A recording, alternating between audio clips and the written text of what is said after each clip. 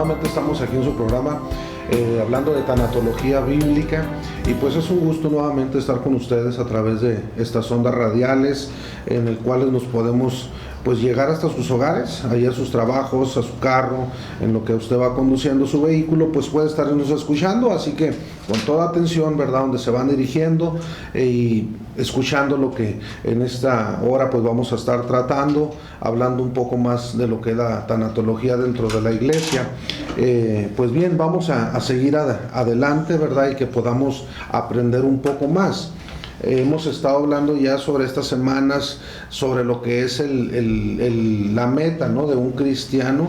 Decíamos, ¿cuál es la meta de un cristiano? Sino solamente el deseo de estar en la presencia del Señor. Una persona que vive o ve las cosas de manera natural, pues simplemente así lo va a ver, de una forma terrenal, y siempre su mirada va a estar puesta en las cosas de abajo y no en las de arriba. Sí, y esto pues nos da como resultado de que una persona, cuando está viéndolo de esta forma, decíamos, la vida al momento de llegar la muerte, pues lo ve como la culminación o el final de una existencia aquí en la tierra, pero para el cristiano pues es el inicio, ¿verdad?, de una eternidad y la recompensa de las pruebas que se vivieron aquí en esta tierra. Así que pues creo que hay mucho, ¿verdad?, mucho que aprender y seguir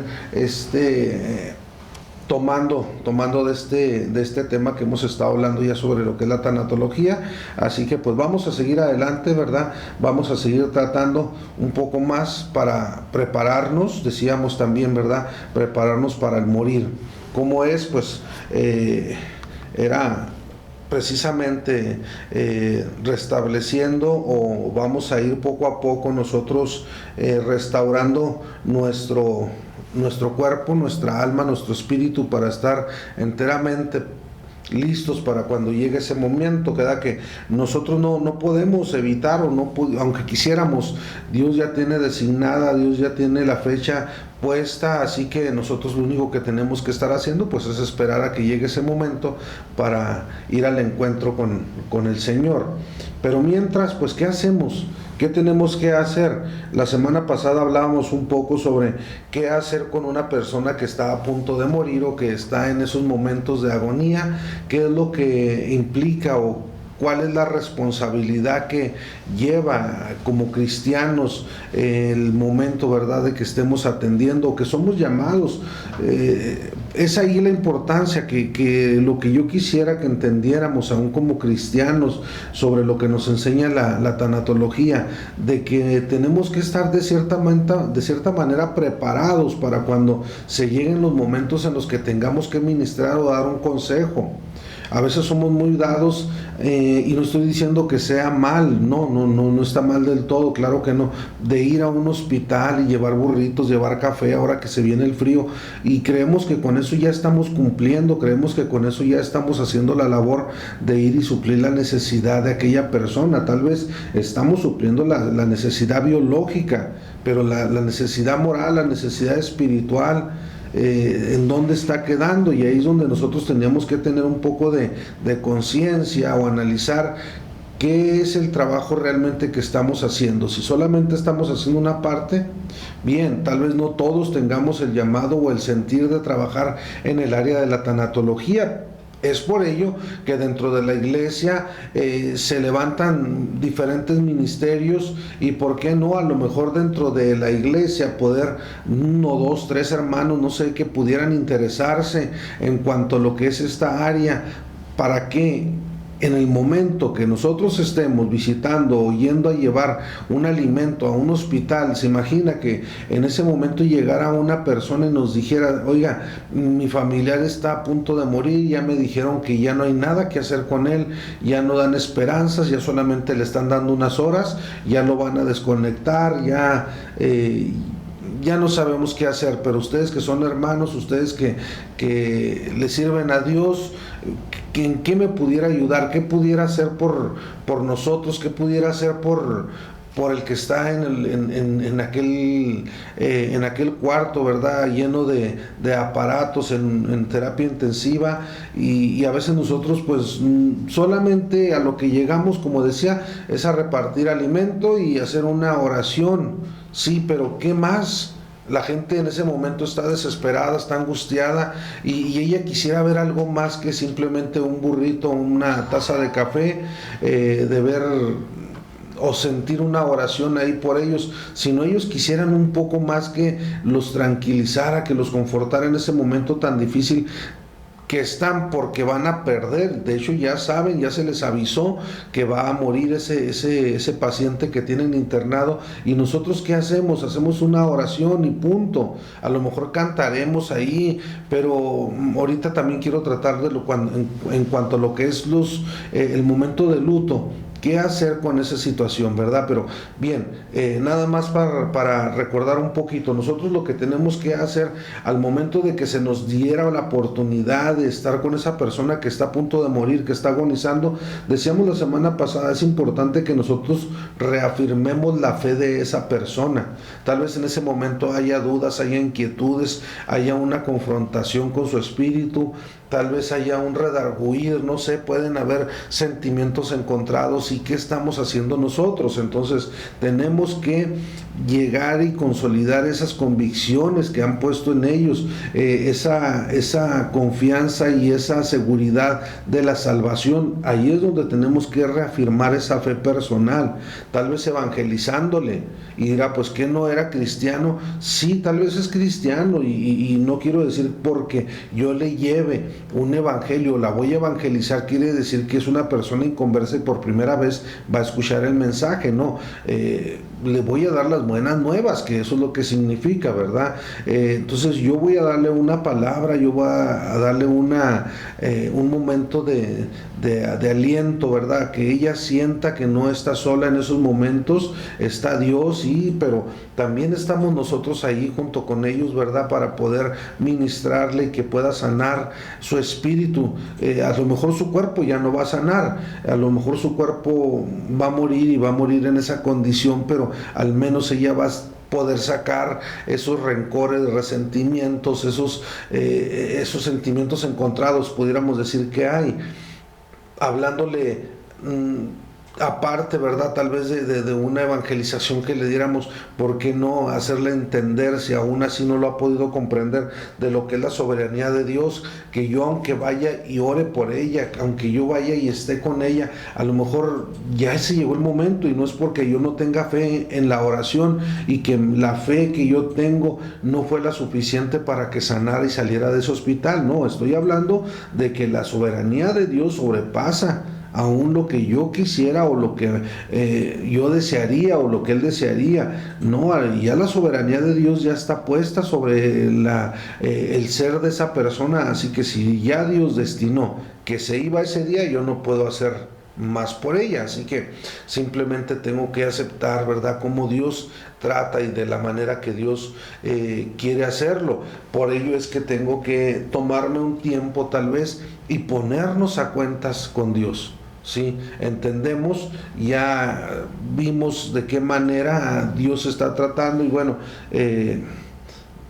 Dios ya destinó que así se haga, o así se den las cosas. Él sabe por qué lo está haciendo de esa manera.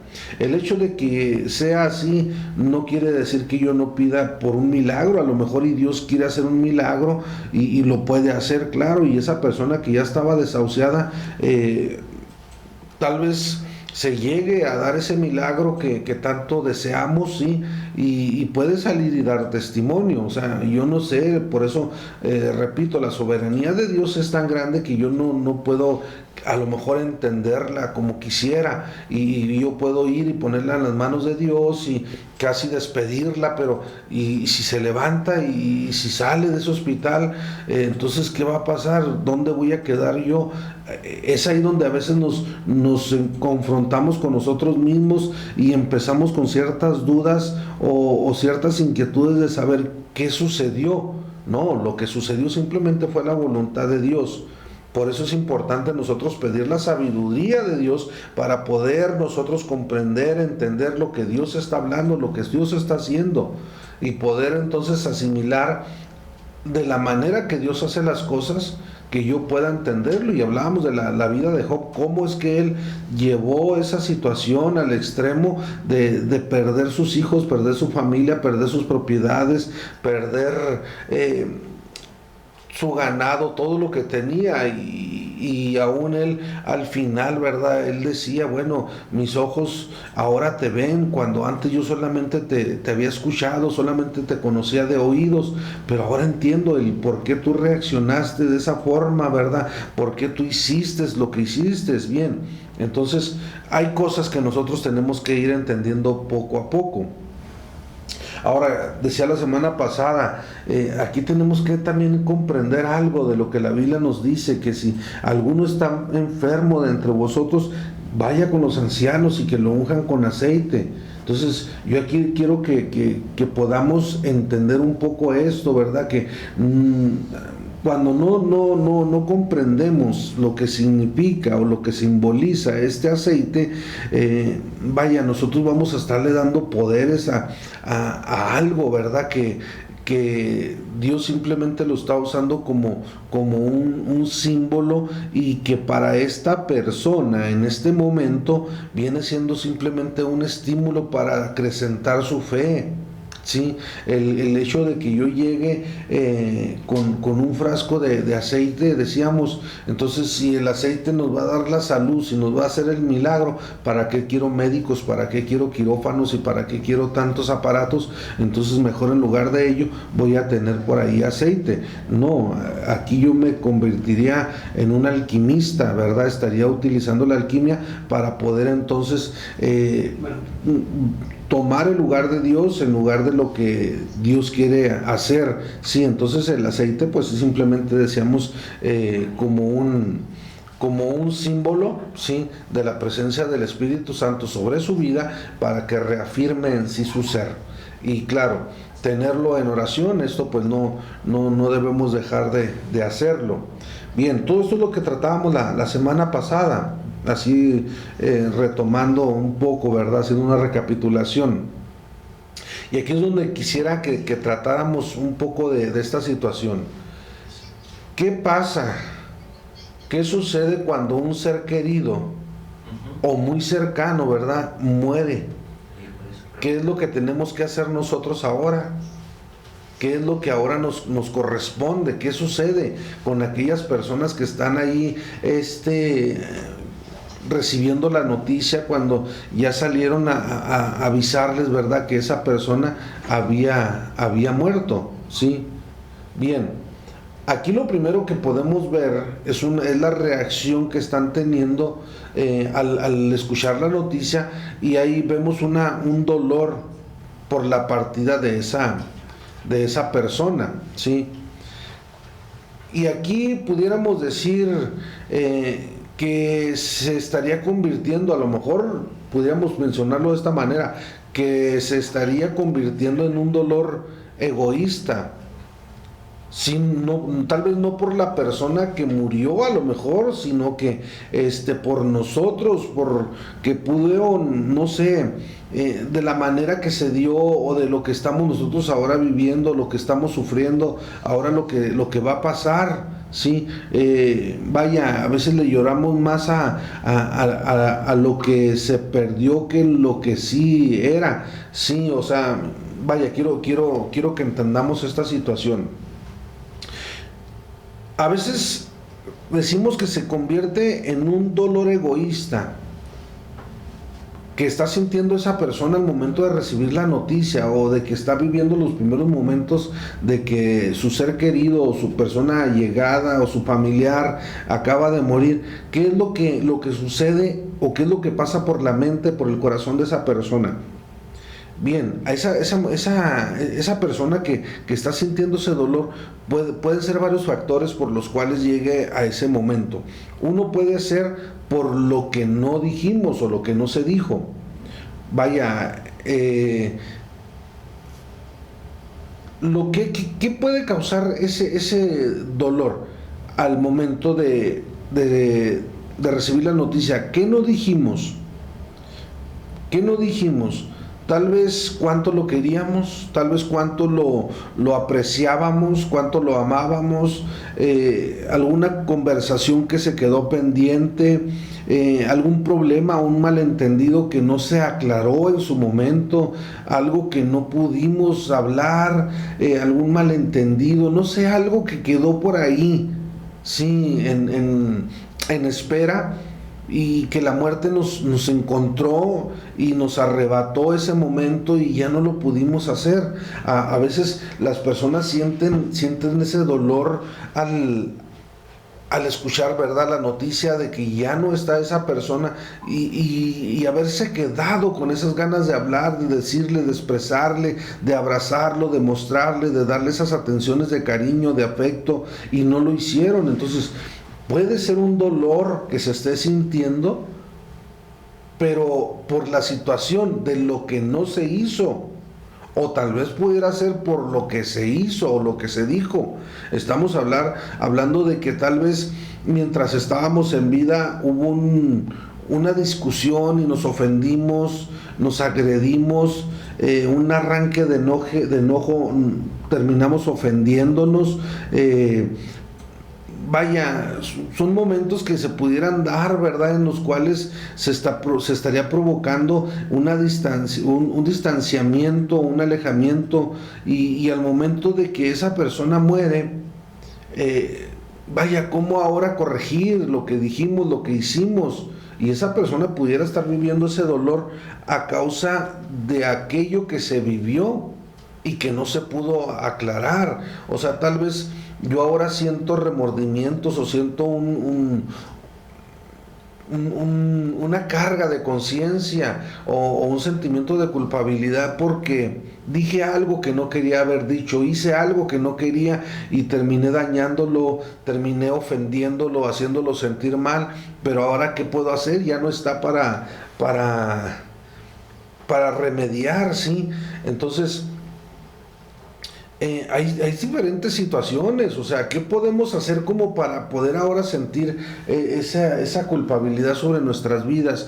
Llega a darse el caso en que se trata de personas adultas, personas que ya llegaron a una edad avanzada, y ¿qué fue lo que hicimos? Tal vez no las tratamos dignamente, tal vez no les dimos lo que ellos necesitaban, a lo mejor fueron abandonados, y quiero usar este término, tal vez fueron abandonados en un asilo, en un hospital, y no fueron a verlos ya nunca. Sí, hay quien dice que lo peor que el hombre pudo haber inventado fueron los asilos.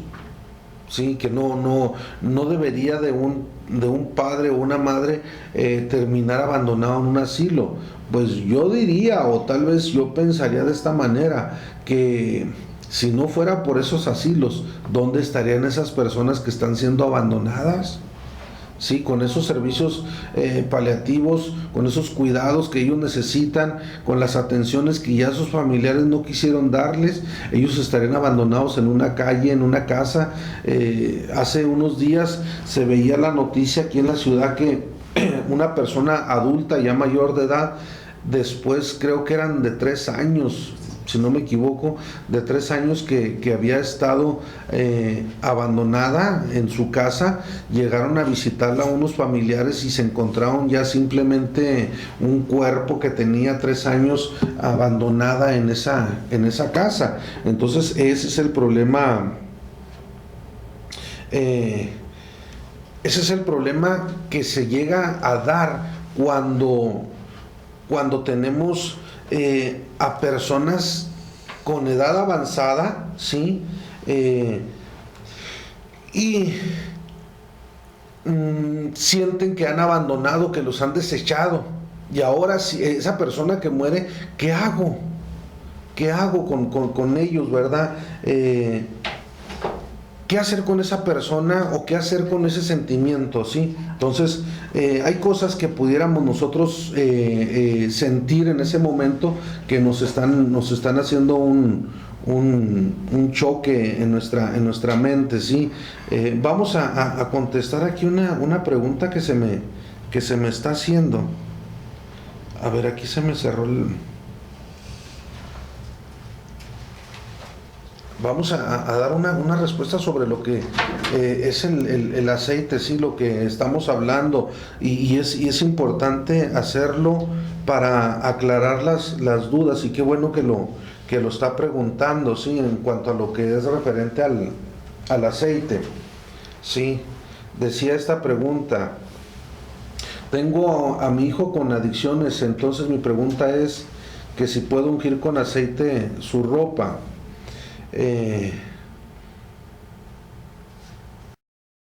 Mire, a veces nosotros, y qué bueno, ¿verdad? Que tengamos aceite en nuestros templos, en nuestros lugares de reunión, orar por ese aceite, claro. ¿Para qué? Para no convertirlo en una metafísica que a veces nosotros decimos que estamos involucrándonos. O sea, yo a veces pudiera atenderme, necesito rehabilitación física, y a lo mejor yo ya le estoy adjudicando más poderes al aparatito que estoy utilizando para una rehabilitación física. Y aquí ya a lo mejor me pudiera estar involucrando hasta en la metafísica. Y la alquimia, pues es precisamente aquel que se dedica a combinar componentes, esencias, aromatizantes, piedras, haciendo casi ya más bien un amuleto para que no nos pase nada. Entonces, no quiero, ¿verdad?, caer tampoco en el error de decir, es que si yo pongo ese aceite ya se va a sanar. No.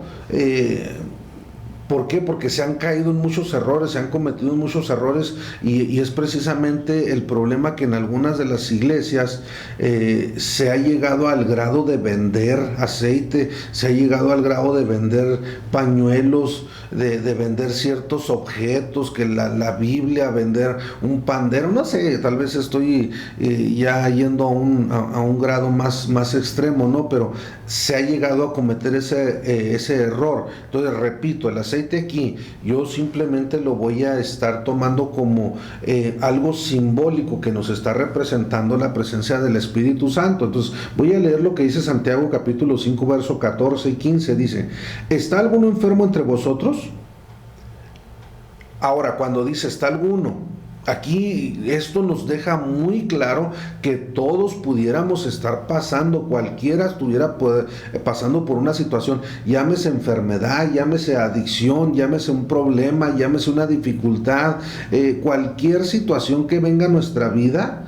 Para eso nosotros tenemos con quién recurrir, y es ahí la importancia. Por eso es que yo me atrevo, ¿verdad?, a nuevamente a mencionarlo así. Sería muy saludable que dentro de la iglesia hubiese gente que, así como está preparada para las adicciones, gente que está preparada para trabajar con matrimonios en consejería, gente que está preparada para trabajar con niños, gente que está preparada para ir a los ancianos, bueno, no sé, en diferentes ministerios, que sienta que hubiese personas que también estuvieran listas para dar un consejo saludable y adecuado a las personas que están viviendo por cierta situación. Y aquí, créame, usted tal vez me dirá, ¿la tanatología me ayuda con un hijo que está viviendo adicciones? Claro que sí. ¿Por qué? Porque usted está perdiendo a ese hijo que usted tenía planes, que tenía tantas cosas para desarrollarlas con ese hijo que usted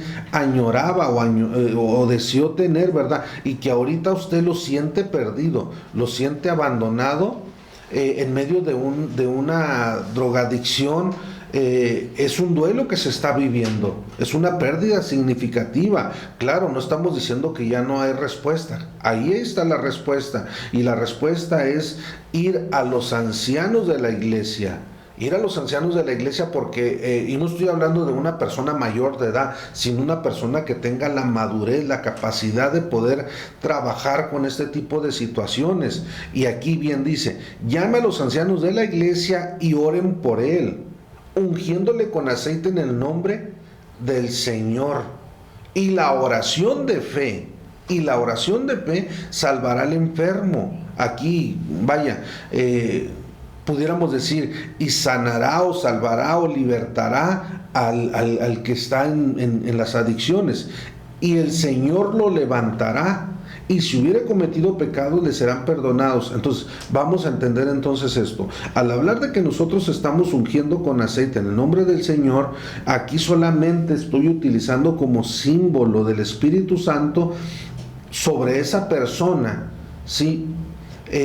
Para que ella sienta la convicción o la firmeza de saber que ahí está Dios, que no está abandonado. Y usted, si quiere orar por su hijo y dice, bueno, voy a ungir con aceite de su ropa, bueno, pues hay que hacerlo con cuidado, ¿verdad? Para no llegar a mancharla, para no llegar a causar daño en ello. Pero no solamente su ropa, usted puede ungir su cuarto, puede ungir, entrar ahí a ese cuarto, ¿verdad? Con aceite. Y le vuelvo a repetir, no somos alquimistas, no estamos aquí hablando de que tenga un poder en sí el aceite, sino que estamos simbolizando la presencia del Espíritu Santo sobre esa habitación, sobre esa persona, en este caso su hijo, para que Dios sea quien esté tomando el control y sea quien esté levantándole de ese lugar en el que se encuentra.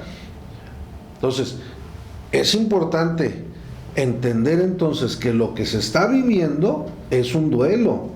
Es un duelo, sí, porque decíamos, el duelo pues viene de la palabra dolus, que significa dolor. A usted como padre de familia le duele lo que esté viviendo su hijo. ¿Qué tiene que hacer? Ministrarle en oración de fe. Sí, tener la fe, la seguridad de que Dios puede hacerlo. ¿De qué manera? Yo no sé de qué forma lo va a hacer, si lo va a hacer mañana, si lo hace en la tarde o lo hace en una semana. Yo no sé cómo lo va a tratar, de qué manera lo va a hacer. Pero lo que sí es que, como decíamos, con la persona, y aquí no estamos hablando de una persona que ya está en sus últimos momentos, que vamos a pedir un milagro, que vamos a ponérselo en las manos de Dios para que Dios obre en él. Bueno, no estamos hablando tal vez de una persona que está en sus momentos finales, pero sí estamos hablando de una persona, de un ser querido que queremos que vuelva nuevamente a su hogar, a su lugar, a su estado, ¿verdad? Que en el que él se encontraba, y que, vaya, desgraciadamente, pues las drogas, las malas amistades, pues han tomado control de la situación.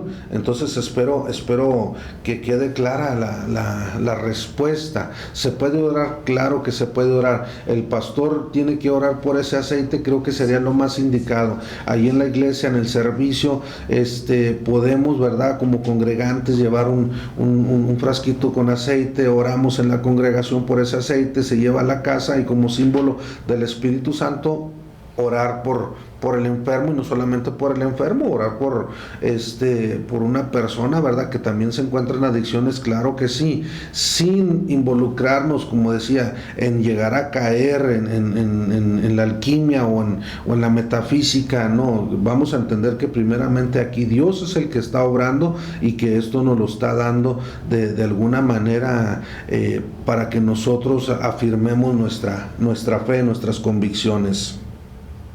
Bien, vamos a retomar, ¿verdad?, donde íbamos caminando. ¿Qué nos causa tanto dolor? ¿Por qué decíamos que hay cosas que nos duele más que la muerte? Ya murió la persona, pero hay cosas peores que recibir la noticia de la muerte. Y pudiéramos aquí decir, bueno, ¿cómo es que hay algo más difícil o peor que sentir o vivir la muerte de una persona? Estamos hablando de algo que nos causa tanto dolor porque no hicimos lo que teníamos que haber hecho. Ahora el cargo de conciencia es tan fuerte que nos atormenta por lo que no hicimos. Mire, yo le voy a recomendar, no sé si usted ya lo hizo, si lo hizo, qué bien, y si no, hágalo.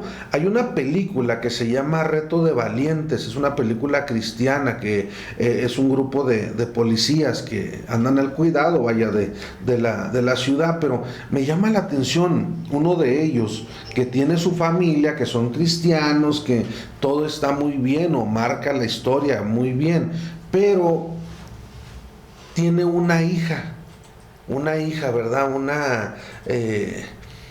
Una niña que le gusta, o en cierta ocasión dentro de la película le pide que baile con ella en un parque, y ese padre se queda arriba de la camioneta viéndola como ella baila sola porque su papá no quiso bailar, tal vez le dio pena, tal vez se le hizo algo que no tenía sentido, algo que pudiera haber sido vergonzoso si algún vecino o alguien pasaba y los veía bailar ahí en el parque.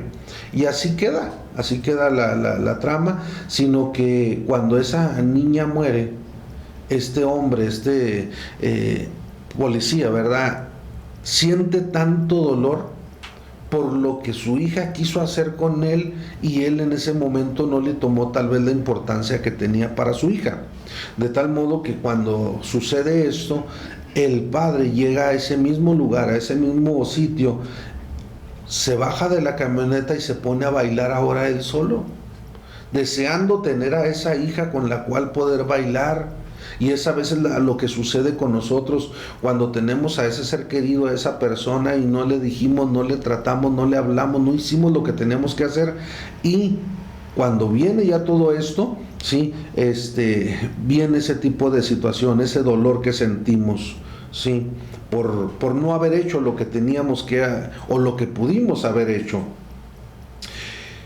Nosotros no tenemos, créame, que la vida comprada, el hacer lo mejor que podamos las cosas, o el no hacerlo lo mejor. Esto no va a determinar de cierta manera. Claro que la Biblia nos enseña que nuestros días van a ser acortados, pero a lo que yo digo es que el hecho de que yo cometa un pecado, cometa un error, quiere decir, o yo puedo asegurar que mañana me voy a morir. No, yo no sé cuándo me vaya a morir. Hay personas que han hecho mucho daño y mueren de ancianos, y hay personas que se han dedicado a lo bueno y mueren muy jóvenes. No tenemos la vida comprada. Ahora, ¿por qué se extraña tanto a una persona que muere? Es natural, es algo que se tiene que vivir. Sí, es como tener que despedirse de una persona, de un ser querido que se va a cambiar de residencia, va a tener que irse a otra ciudad y se le va a extrañar, claro que sí, pero aquí ellos dicen, bueno, pero va a regresar, nos vamos a ver, tal vez se va por un tiempo, o yo lo voy a visitar, o él viene y nos vemos aquí. Cuando una persona muere, pues nosotros debemos de tener también la esperanza, ¿verdad?, de la resurrección y poder un día volver a vernos. ¿Por qué se siente tanto dolor? Porque no realizaron los planes precisamente que se tenían. Se quedaron truncados esos planes que habían, esas cosas que se tenían que realizar y no se pudieron hacer, y se quedó ahí en la frustración. Entonces hay dolor, claro que hay dolor porque no se pudo lograr nada de esto. Otra de las situaciones es que terminó el tiempo de prueba. Tal vez para los que mueren en Cristo ya llegó el momento de estar en la presencia de Dios, pero nosotros nos quedamos aquí, vamos a seguir padeciendo enfermedades, problemas, luchas internas, sí, tal vez hambre, sed, pero tenemos que entender que la realidad de la vida es esta, que lo que estamos viviendo, y que nosotros, ¿verdad?, también nos va a llegar ese momento en la cual vamos a tener que ponernos a cuentas con Dios y vamos a partir a su presencia. Tenemos entonces que aprender a vivir el día, o lo que estamos haciendo, lo que estamos realizando, y en la tanatología es precisamente de lo que queremos. Por eso quisiera quitar también ese tipo de estigma que tenemos hacia esa área de decir es que estamos estudiando la muerte nada más porque su etimología así nos lo dicta. No, yo creo que estamos aprendiendo a vivir sabiendo que la muerte también es parte del vivir. O sea, es lo que va a venir como resultado después de tiempo de estar en esta tierra. Dios determina el día, la fecha y la manera en que vamos a concluir nosotros la escuela en la cual nos inscribimos al momento de nacer. Ahora, ¿qué sucede?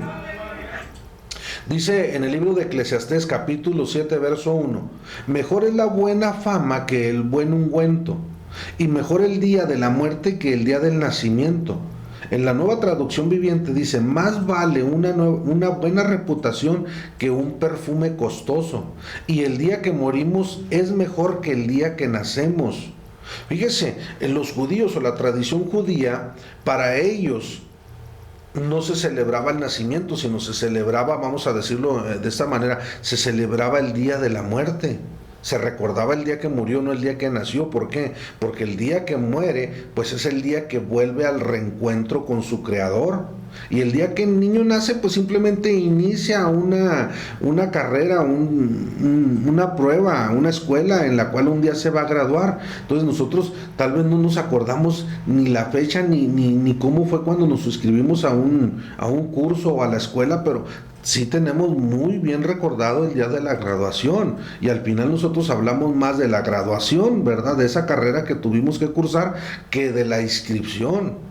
La verdad ya no me acuerdo yo ni cómo ni qué día fue, pero sí me acuerdo muy bien del evento de la graduación. Los judíos tenían entonces como tradición celebrar entonces el día de la muerte, no el día del nacimiento. Y aquí pues este libro de Eclesiastés así lo menciona. Y luego dice el verso 2: mejor es ir a la casa de luto que la casa del banquete, porque aquellos es el fin de todos los hombres, y el que vive lo pondrá en su corazón. Vuelvo nuevamente a la Nueva Traducción Viviente, que dice de esta manera el mismo versículo: más vale pasar el tiempo en funerales que en festejos. Al fin y al cabo todos moriremos, así que los que viven deberían de tenerlo muy presente. ¿Por qué dice entonces que más vale pasar tiempo o los días en los funerales?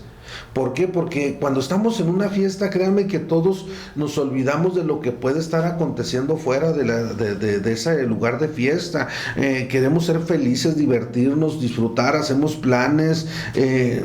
Por nuestra mente nunca pasa el hacer una reflexión de lo que ha sido nuestra vida, de lo que puede acontecer, de lo que se perdió, de lo que se logró, de lo que se hizo o no se hizo, o de cómo se hizo. Entonces, en los momentos cuando estamos ahí en un funeral es cuando nosotros empezamos a hacer una concientización de lo que se hizo mal o bien, y podemos entonces hacer ya un análisis reflexivo de nuestra vida. Y cuando estamos en la fiesta, créame, no vamos, es lo último que nos acordaríamos, de hacer un inventario de nuestras acciones.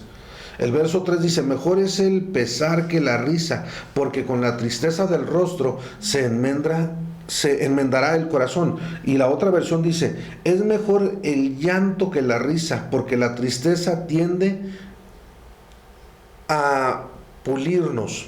Bien, ¿por qué es mejor entonces el llanto que la risa?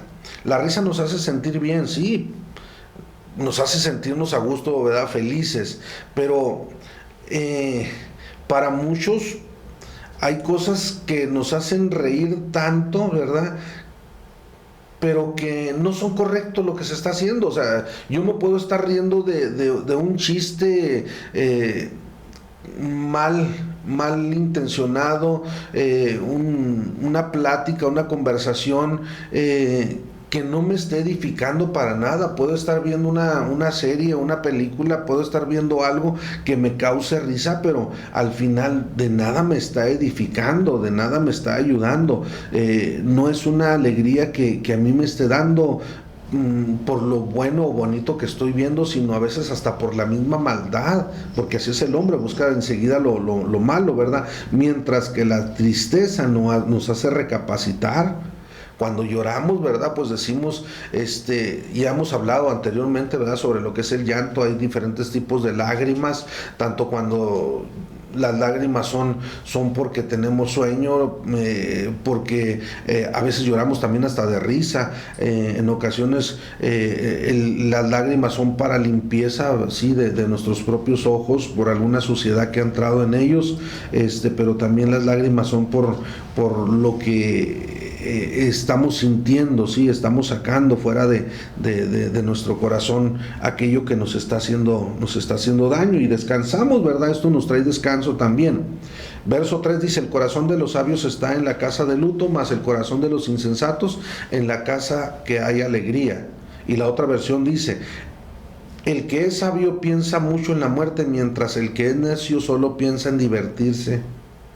Fíjese, cuando simplemente estábamos en el semáforo rojo, cuando la situación estaba aquí en la ciudad, y estábamos todos encerrados ahí, todos tristes porque no podíamos salir, solamente pensábamos en la muerte y cuándo va a ser que nos llegue, cuándo va, de qué manera, y será que llegue conmigo, será que llegue con el vecino, con quién va a llegar, voy a la iglesia, no voy, ¿qué hago? Y había de cierta manera un temor, y había una reflexión en nuestras vidas.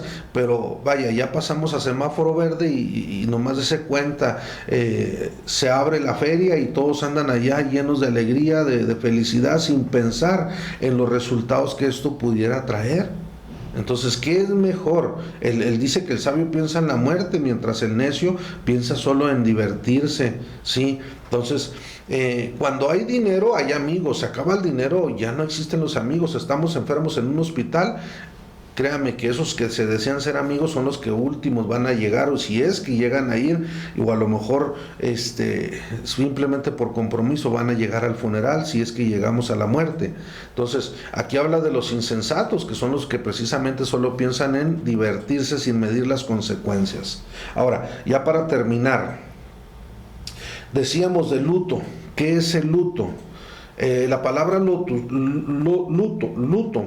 viene de latín lutus, que significa dolor. En el griego es la palabra penteón, que de ahí viene se deriva la palabra panteón, o del griego que es ebel, que significa lloro o lamento. Y dice en Génesis 37:32, y enviaron la túnica de colores y la trajeron a su padre y le dijeron, esto hemos hallado, ¿reconoces ahora si es la túnica de tu hijo o no? Y él la reconoció y dijo, la túnica de mi hijo es, alguna mala bestia lo devoró, José ha sido despedazado. Entonces Jacob rasgó sus vestidos y puso cilicio sobre sus lomos y guardó luto por su hijo muchos días. Y se levantaron todos sus hijos y todas las hijas para consolarlo, mas él no quiso recibir consuelo y dijo, descenderé enlutado a mi hijo hasta el Seol. Y lo lloró su padre. Es bueno llorar, ya dijimos, ¿verdad? Ya estuvimos hablando de lo que son las etapas del duelo, y precisamente el si llorar es bueno no es llorar. Dijimos, si esto le está haciendo bien, si es saludable, perfecto, hay que dejarlo que llore, no hay que detenerlo, ¿verdad? Sino que vemos que ese llanto ya está causándole daño o está siendo usado como manipulación. Tenemos que reconocer, así como decíamos en aquella ocasión que hablábamos del llanto, así como padres reconocemos el tipo de llanto de un hijo, así nosotros tenemos que reconocer el tipo de llanto de una persona que está pasando por esta situación. Es algo importante que entendamos, sí, en cuestión de lo que es ese luto, porque aquí vemos que él lo guardó por un cierto tiempo, sí. ¿Y qué es lo que pasa? Que él dice que no quiso, o sea, Jacob no quiso ser consolado, sentía dolor, quería llorar, quería estar a solas, quería estar aparte, no quería tal vez ver a los demás. Y aquí hay algo que a mí me llama la atención. Cuando hay un servicio funerario o cuando en la casa de alguien se está velando a una persona que ha muerto, decimos, ¿es un funeral o es una fiesta? ¿Por qué? Porque a veces hemos visto extremos que se llevan, al menos culturas o costumbres americanas. Yo veo que cuando una persona muere pareciera que fuera una fiesta. Van a la funeraria, están ahí, ya cuando se termina regresan a la casa y hay de todo, como si fuera una fiesta. Ponen música, hay alimento de todo, bebidas de todas. Entonces, ¿dónde está el respeto? ¿Dónde quedó el dolor? Está bien cuando nosotros como cristianos decimos, bueno, pues es que nosotros sabemos dónde está esa persona, ¿verdad? Y a veces recordamos aquel canto que tanto se trae a memoria en esos momentos, ¿verdad? Cuando dice aquel canto o himno ya muy viejito, ¿verdad? Que decía, las campanas suenan tristes como prueba de dolor. Es que ha muerto una persona sin creer en el Señor. Hay dolor, hay luto, hay tristeza, desesperación, hay todo eso, sí. Y luego dice, mas cuando muera yo no deben de sufrir. ¿Por qué? Porque viviendo estoy con Cristo el Señor. Será un leve dormir y un eterno despertar cuando en la mansión de gloria Cristo me recibirá. Pero vaya, yo a veces también me quedo pensando, sí, yo sé que ya sé dónde está y yo sé que está en el lugar indicado y que ya está en la presencia de Dios, pero también hay personas que llegan con ese cierto dolor que pareciera ser que nosotros no tuviéramos respeto por el dolor de esa persona. Llegan y vaya, echamos a andar los shofares y los grupos de danza y hacemos un júbilo ahí tan tremendo en la iglesia que pareciera ser que en sí no tenemos un servicio funerario. Pudiéramos cantar, sí, hay cantos adecuados, podemos cantar coros, himnos, pero vaya, pareciera ser que nos estamos olvidando de lo que estamos haciendo en ese momento dentro de un servicio funeral. Decíamos, si nos estamos yendo al extremo de decir es que estamos de fiesta, sí, mi familiar o el hermano ya murió, estamos de fiesta, tengamos cuidado. Acabamos de leer que en Eclesiastés dice que es mejor estar en casa de luto, sí, que estar en una fiesta. Así que tengamos cuidado a no irnos al extremo y descuidar el respeto que se le tiene tanto a la persona que ha muerto como a los que vienen con un cierto dolor y que no alcanzan a comprender nuestra actitud y comportamiento. Entonces, seamos más reverentes, seamos más comprensibles aún por el dolor de la persona que acaba de llegar, porque no sabemos o no lo conocemos hasta dónde está su dolor. Decíamos, ¿hay algo peor que ver morir a un ser querido? Sí, sí lo hay. Y esto lo tenemos que también respetar. Y no porque nosotros sintamos gozo y alegría y felicidad, hagamos una fiesta de aquel que acaba de morir, y que aquella persona que va llegando a ese servicio se sienta mal porque siente que nadie está respetando el fallecimiento de su ser querido. Así que vamos a dejarlo hasta aquí, vamos a terminar por el día de hoy. Todavía hay mucho que tratar. La próxima semana pues estaremos hablando de cuánto tiempo debe de guardarse ese luto, cómo se debe de llevar, cuál es el proceso de un duelo, y vamos a nada más a retomar rápido lo que son las etapas del duelo para ir culminando ya con lo que ha sido esta serie de temas que hemos estado llevando ya por estos meses en cuanto a lo que es la tanatología. Así que pues muchas gracias por su atención, por su tiempo que tomaron de estar escuchándonos, estarnos viendo también ahí por las redes, y poder hacer sus apuntes, y por qué no, qué bueno que lo está haciendo, para poder aprender un poco más. Así que pues hasta aquí nos quedamos pendientes para la próxima semana. Dios le bendiga, Dios le guarde. Pues le saluda nuevamente su hermano en Cristo, Omar Barraza, pastor del Templo Casa del Alfarero, y estaremos al pendiente, ¿verdad?, de sus preguntas. Ahí déjenos sus comentarios, sus preguntas, y las estaremos contestando a su debido momento. Así que mientras y tanto pues nos despedimos. Dios le bendiga, Dios le guarde, y nos da un gusto estar aquí en su estación Radio Consentido 96.9, y nos seguiremos escuchando y viendo. Dios le bendiga. Qué bonito es estar aquí para adorarte. Qué bonito es estar aquí para expresarte aquellas cosas que solo a ti puedo decirte,